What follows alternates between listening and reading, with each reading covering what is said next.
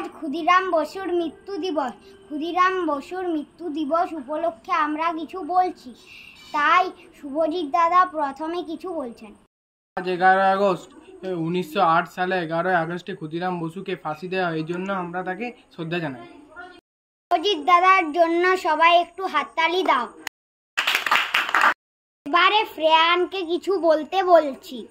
ক্ষুদিরাম বসু ও প্রফুল্ল চাকি মুজফ্ফরপুরে গিয়েছিলেন অত্যাচারী কিংসফোর্ডকে হত্যা করার জন্য। ক্ষুদিরাম বসু গাড়ি লক্ষ্য করে বোমা ছোড়েন, কিন্তু তখন সেই গাড়িতে অত্যাচারী কিংসফোর্ড ছিলেন না। সেই গাড়িতে একজন মহিলা ও একজন কন্যা ছিলেন। তারপরে ক্ষুদিরাম বসু ও প্রফুল্ল চাকি ধরা পড়েন। ক্ষুদিরাম বসুর ফাঁসি হয় ও প্রফুল্ল চাকি আত্মহত্যা করেন। গানের জন্য সবাই একটু হাততালি দাও। সৌম্যদীপ কিছু বলে আমাদের অনুষ্ঠান শেষ করছে। সব থেকে কম বয়সে বিপ্লবী ছিলেন।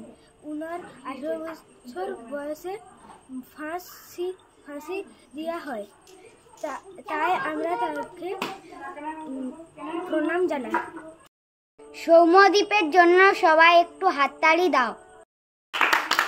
আমাদের অনুষ্ঠান এখানেই শেষ হলো।